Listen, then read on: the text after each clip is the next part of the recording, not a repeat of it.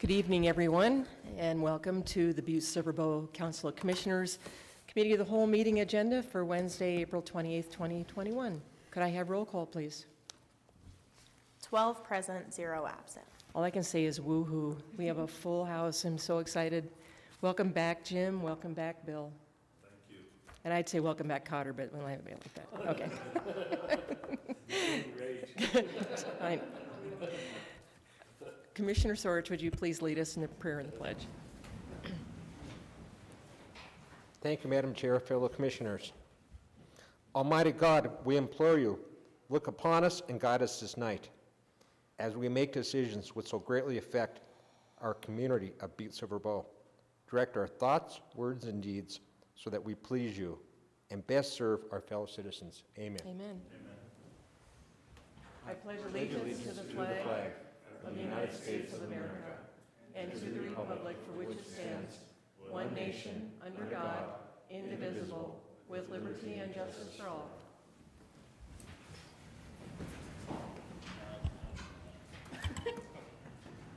Thank you, John. At this time, we're at our public comment on any items of the agenda.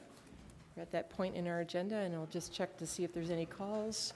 And I wasn't told if we had any letters to be read into the record. We do have 2 letters, Okay. All right. but they are not on the agenda. I'm sorry? They're not, we have 2 letters, but not about items on the agenda. Okay, that'll be at the end of the meeting, okay. So seeing no phone calls and there are no letters to be read at this point, I'll move on to the report of the chair. Again, welcome everybody. It's so nice to be back in person. I just can't get over it. I'll never take it for granted again. And of course, we have to say happy birthday to Sean. Happy birthday, Sean. Thank you. And Bill Melvin, he stole your thunder. He came in first. I told Bill that Sean is 39, and Bill says 39. It's been a while, hasn't it, Bill? Okay, well, that's it. I don't really have anything else to report. I'll just move right into Section 1, bid openings, public hearings, and/or presentations.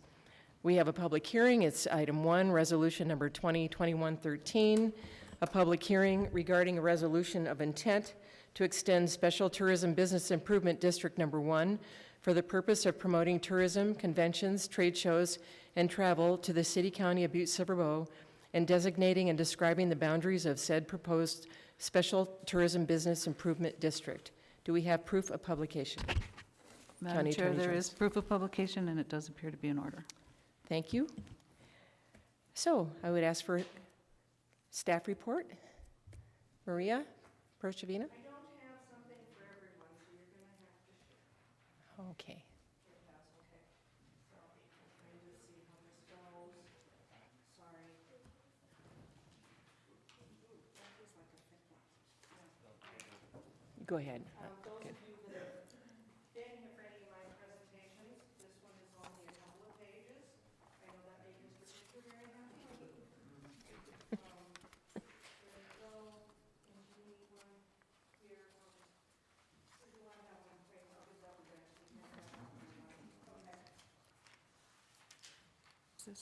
How do I turn it on? Oh, it is on. Ms. Prochavina.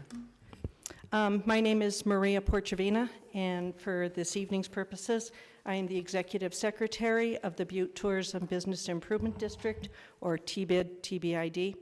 I reside at 2511 Parrott Street with my wonderful husband, Michael, and thank you for having me. I just put together this little piece of something. I just wanted to talk about the TBID just a bit. So it's hard to believe that it's been 10 years. The first check that this group wrote was after money was deposited into the account, which was July 10th of 2012. And so in these number of years, we have funded a variety of projects. Some of you have heard me say this a lot, but you're going to just have to listen again for a little bit. We have several buckets, as we call it, or market segments. One of them is administration, which, as much as I love the hotel business, I went from 83 rooms to now just about 1,500, so I do get paid for what I do, thank goodness. We have some accounting services, and we have tourism advocacy that we help fund. Festival promotion, over the years, we have spent $143,000, primarily with the Montana Folk Festival, on rerun. Of course, we all remember fondly Evel Knievel days. Events are things that aren't really considered festivals. Maybe at some point they would become one, but we have funded them over the years at $110,000. Some of the events would be the Covalite Film Festival, Snowflinga, YMCA events, CrossFit, bull riding, and I'm not sure how you say it. I don't know if it's jiu-jitsu or jiu-jitsu, but things like that. There is a group bucket, and that is primarily for conferences and conventions. We did a very large campaign a few years ago, and maybe you saw those billboards. I know people shot paint guns at them, paintballs at them. That was when J.P. Gallagher was just the head of Park and Rec, and now our chief executive. But he was on the billboard, and the thing was to invite conventions for associations that you belong to, that you travel to, invite them back. So for instance, Parks and Rec, League of Cities and Towns, we hosted MACO here. We all have professional associations and meetings we go to, whether they be fraternal organizations such as Rotary or Kiwanis, inviting those back. And then also some sponsorships of meetings is what came out of that particular market segment. Leisure is when we do what we do with our family and friends, when we go and we vacation.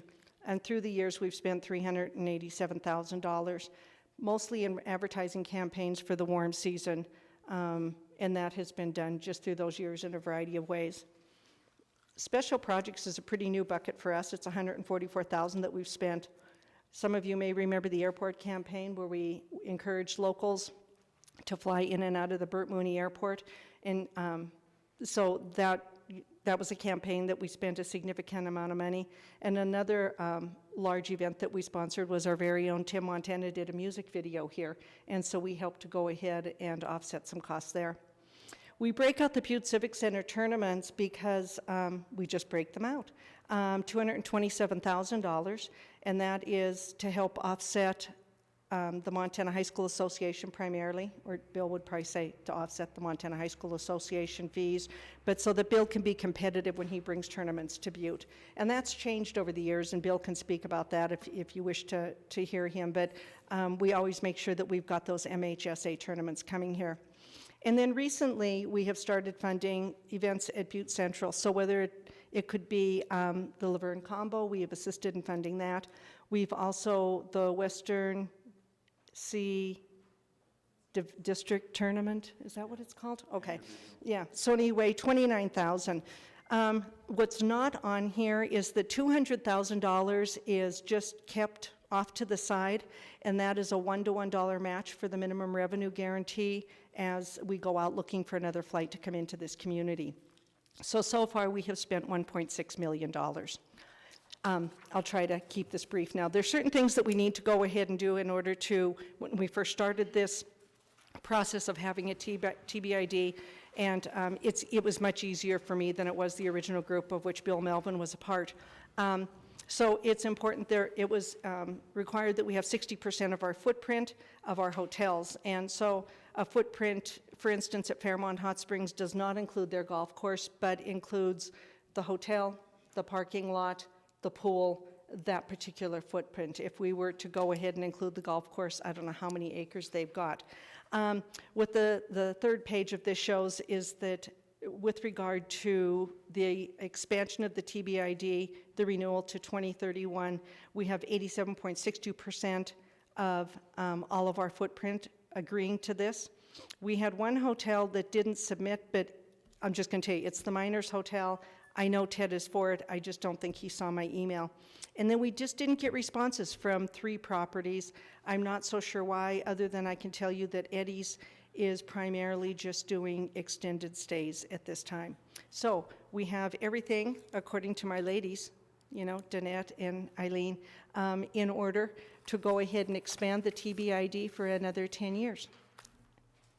Any questions? Or would I ask that? Thank you, Maria. Okay. Do any council members have questions for Maria before we open up the public hearing? Okay, No? Seeing none, Okay. I will sit down. I would open up the public hearing, and I would call for proponents. First call for proponents. Anybody who would like to speak in favor, please come to the microphone and give us your name and address for the record. Madam Chair, for the record, my name is Bill Melvin. I reside at 911 Montrose here in Butte, Montana. I stand before you as your director of the Butte Civic Center. When this got started, way back when, Marco Lucic and I and Bill McClarty went around and lobbied the hoteliers because all the rest of the major communities in the state had TBIDs. We were one of the last ones to get it, and we were trying to compete with those communities for large tournaments in my life, MHSA tournaments, and they were underwriting those tournaments at 100%. Hence, we were lucky enough to get it, and in the 10 years that this has been part of our community, the TBID has been wonderful in underwriting tournaments at the Butte Civic Center for the MHSA, typically close to $30,000 a year for a single tournament, but if we have more tournaments, they have picked up all of them. Not only MHSA tournaments, but divisional tournaments. The interesting thing about the TBID is they have allowed us to go and bid tournaments 2 years out. So for instance, this year I bid tournaments for 2023, and they have been kind enough to give me the ability to go and bid them at zero and cover our costs. I know everybody talks about Advantage Butte, and they are wonderful, and we work in conjunction with them on many things, but they're on a year-to-year basis, a much smaller budget, and really cannot back major tournaments like the TBID can. So we've been very fortunate to have them on our side. Additionally, they have helped with many other events at the Civic Center. Maria mentioned the bull riding. This fall, we're going to have a major volleyball tournament. It's an NAIA tournament bringing in 17 college teams from throughout the country, and they have underwritten the rent for that as well. So they've been a wonderful thing for the Butte Civic Center. They've helped the taxpayers, because if we weren't getting underwritten by these people, we'd be coming to council. So major proponent of this entity, and I'd just like to publicly thank them for all of their support. And thank you. Thank you, Bill. Second call for proponents. Hello, good evening. Stephanie. I'm Stephanie Serini with the Butte Chamber of Commerce. I'm the executive director. The TBID is housed in the Chamber of Commerce, and I'm a huge proponent when I see the economic activity that the funding that they have provided for festivals, conventions, tournaments, putting more heads in beds in our community, offering more quality of life. It's been huge for our community. So through the Chamber, I'm a huge proponent, and I did not say I reside at 22 Bittersweet Drive. So, That's okay. any questions for me? We know where to find you, Stephanie. Pardon me? We know where to find you. Yeah, find me. Thank you, Stephanie. Thank you very much. Any other proponents to speak up tonight? All right, third and final call for proponents. I close that portion, and we will go to opponents. Are there any opponents that would like to speak in opposition of this resolution? I don't see any opponents. Second call for opponents.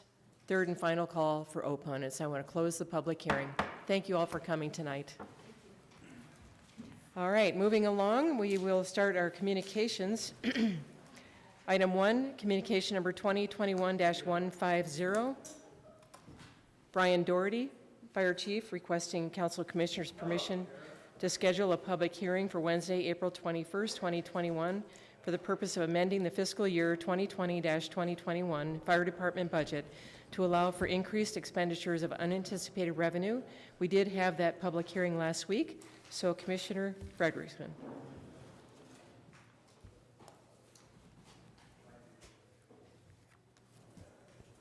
Thank you. Thank you, Madam Chair.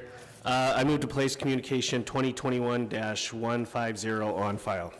Second. We have a motion and a second to place communication 2021-150 on file. Is there anything on the question? Would everyone please vote? Would anyone care to change their vote? Will the clerk please record the vote?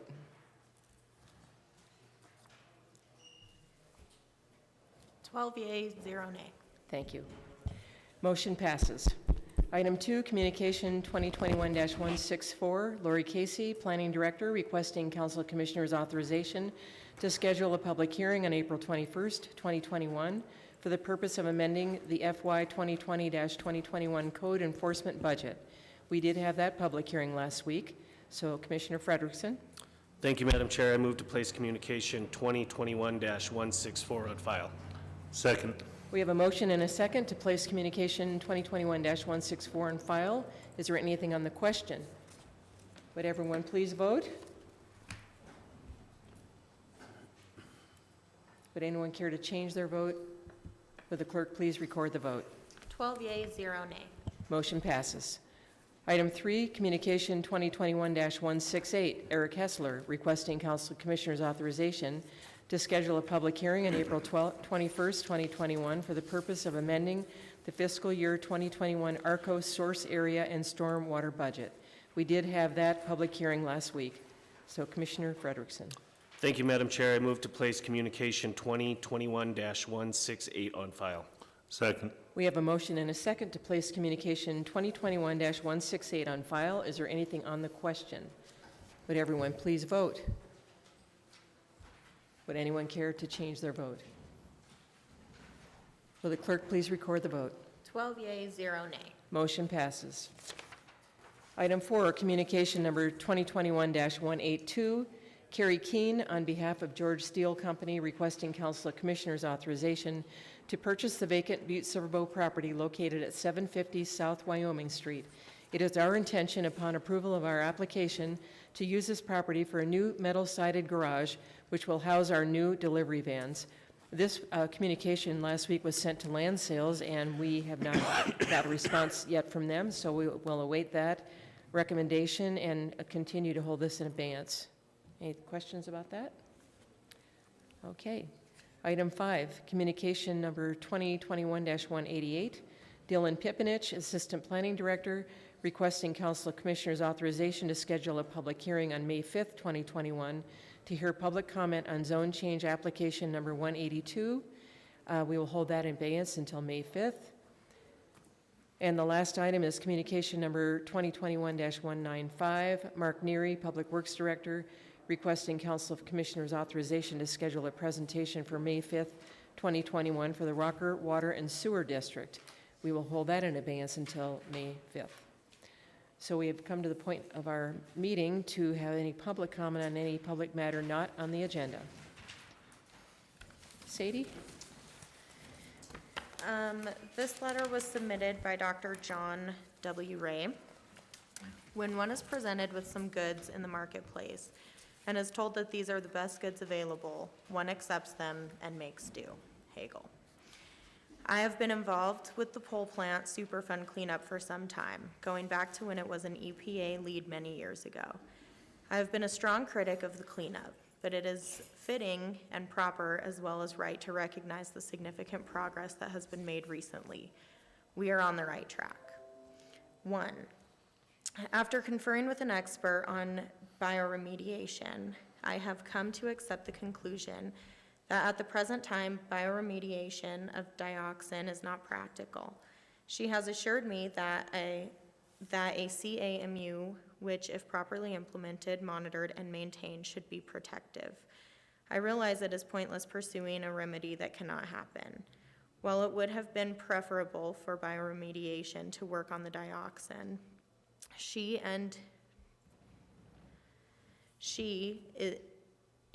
is a trustworthy expert on bioremediation of sites such as the pole plant, told me that it is not feasible at present. It is not the best solution, but it is the best possible. The perfect cannot be the enemy of the good. 2, well, unless you are the oracle at Delphi, predicting the future is uncertain, particularly when it comes to monetary issues. Last evening, we received assurances from MDEQ that in what they see as the unlikely event that the existing funds for the cleanup are inadequate. We have their promise that the cleanup will continue as stipulated and that additional monies will be found. In short, we have MDEQ's assurance that even though this is a cash-out site, there will be enough money to fulfill the remediation obligations. To me, this is a solemn promise from MDEQ and allays my fears. MDEQ says there are no air or water emissions from the pole plant that exceed EPA standards. That is great news. 4, MDEQ has a comprehensive program for implementing the remedy, for monitoring the remedy's functioning, and for maintaining the remedy. The public will just need to be vigilant at staying involved with monitoring the remedy. MDEQ will need to be transparent and proactive in providing information to the public. I think they are committed to do so. 5, the state is committed to promoting environmental justice, and that is very welcomed. 6, in the past, community involvement has been spotty. There is in place now a comprehensive community involvement plan and approach which the agency has committed itself to implementing. Hopefully, just as we are getting from EPA, the state will provide regular updates as to remediation activities at the pole plant. If not, we should demand that information and be provided that there are in place sufficient feedback mechanisms. 7, odors have been a problem at the pole plant. Odors emanating from sites such as the pole plant are not just indicators of environmental problems, but are problems in and of themselves for sensitive populations. MDEQ has committed itself to monitor and to that extent possible ameliorate the problems of odors from that pole plant. 8, the state is aware of the problems regarding sites that adjourn each other, have different cleanup standards, and touch each other at the pole plant. Sincere efforts, I believe, are being made to address this issue. 9, the state has pledged a robust effort to monitor the CAMU performance. While just relying on the 5-year review would be inadequate, the state has pledged to monitor the site on a regular, frequent basis. Again, the public should look forward to reports. 10, MDEQ has said that should bioremediation be feasible in the future, they will reevaluate its use. This is good to hear. 11, the state has committed itself to working with local authorities to help in the development of future land uses of the site as appropriate. This is welcomed. 12, while this is an MDEQ lead, EPA has been actively and productively involved. The current EPA project manager is trustworthy, open, and very competent. We are lucky to have her on site. The public can take added assurance that the remedy will be implemented correctly given the available EPA expertise. EPA has also pledged to be involved in the community involvement efforts at the pole plant again. EPA has an excellent community involvement person working in Butte, and that should give the public confidence that we will be informed and involved. 13, I think that MDEQ is sincere in its commitment to develop and implement a fully protective remedy at the pole plant. I've been impressed with their commitment to provide and promote effective community involvement.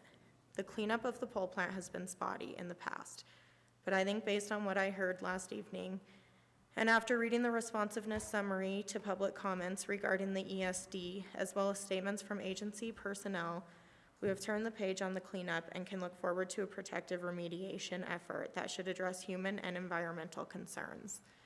It remains for the agency to be transparent with the public and for the public to maintain its vigilance, but we are on the right track. I also want to express my appreciation for the time and energy that EPA and MDEQ has put in responding to public concerns regarding the ESD. Thank you very much. When people feel that agencies are responsive to public concerns, we can all have greater confidence in what is being done. Your responsiveness has been impressive. Again, thank you. And then we have a letter from Eldon Beal. Chief Executive, Madam Chair, Council of Commissioners, I am against hiring another building inspector. Butte needs an electrical inspector that is available locally and not depend on the state. $85,000 or more for another building inspector is ludicrous. Just because there is money sitting there doesn't mean it has to pay for another employee. Every time something is brought up in front of the Council of Commissioners that involves some kind of improvements, they're broke. I can see why 20-plus employees for the soils project, ? A chief of staff position, which is another great decision. Does he get a taxpayer-funded vehicle to drive every day? Eldon Beal, 315 South Dakota Street. That's it. Thank you. Thank you, Sadie, for reading those. So I don't believe we have any phone messages. Okay. Well, is there anything else to come before us tonight? Just remember, we have cake, we have cupcakes, and otherwise, we're going to make Sean eat them all. Okay, well, at this time, I would entertain a motion to adjourn. Motion to adjourn. Second. We have a motion and a second to adjourn. All in favor? Aye. Opposed? Thank you, everyone. Again, welcome back.